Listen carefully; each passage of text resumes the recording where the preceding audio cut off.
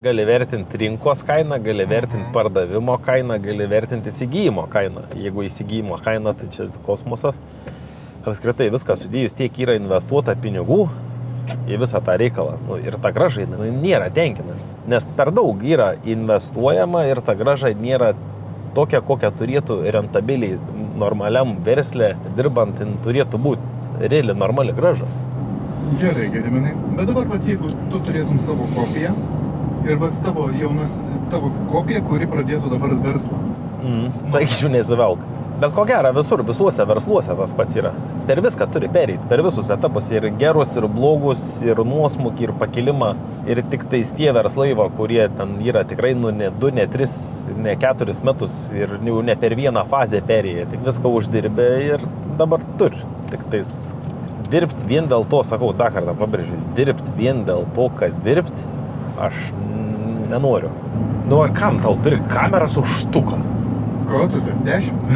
Ne, kam pirkti šitas kameras 2 už štuką? Kai tu gali išsinuomoti už setim, nes tau jų reikia 2 kartus per metus.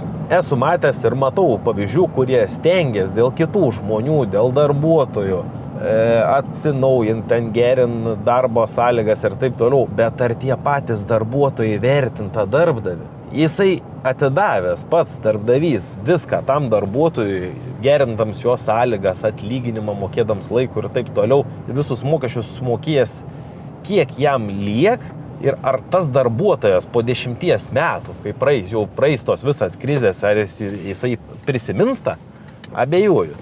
Čia, kaip sakant, kiekvienas turi žiūrėti savo kailio.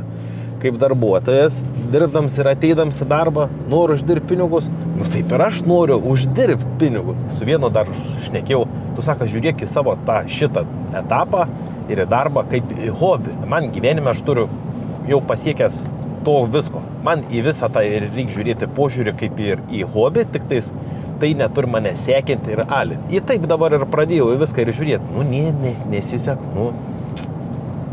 nesisek, bet jeigu matysiu, kad neišeina uždirbti, tai kam tai daryti?